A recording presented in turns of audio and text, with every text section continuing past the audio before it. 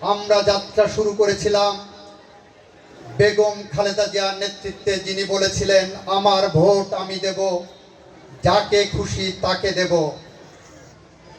সেই যাত্রা এখনো আমাদের শেষ হয়নি বন্ধুরা আমার।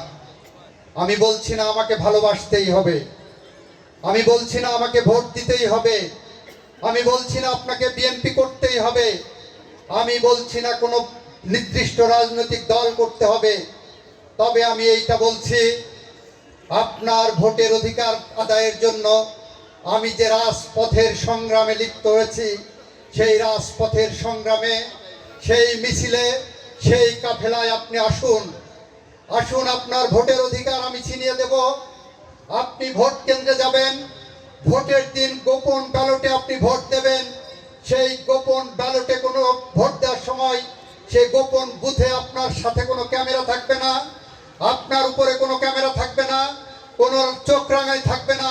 সেখানে ঢুকে যদি আপনার মনে হয় আপনি আওয়ামী লীগকে ভোট দেবেন, আপনি ধানের শীষকে ভোট দেবেন, আপনি নৌকাকে দেবেন, জামাতকে দেবেন, যাকে ইচ্ছা তাকে দেন, সেখানে আমাদের কোনো আপত্তি থাকবে না।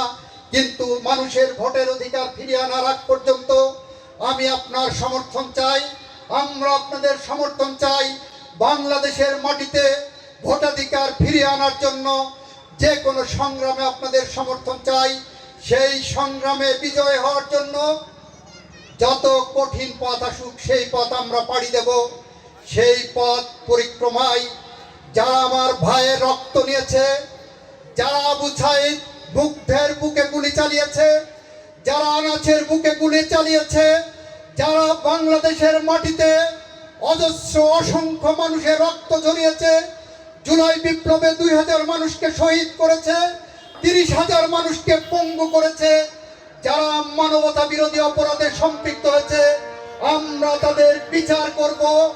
বাংলার মাটিতে তাদের বিচার করে সমস্ত দুর্নীতির কালো টাকা ছিনিয়ে এনে এই শৈলকুপার মাটি সহ সারা বাংলাদেশের উন্নয়ন করব।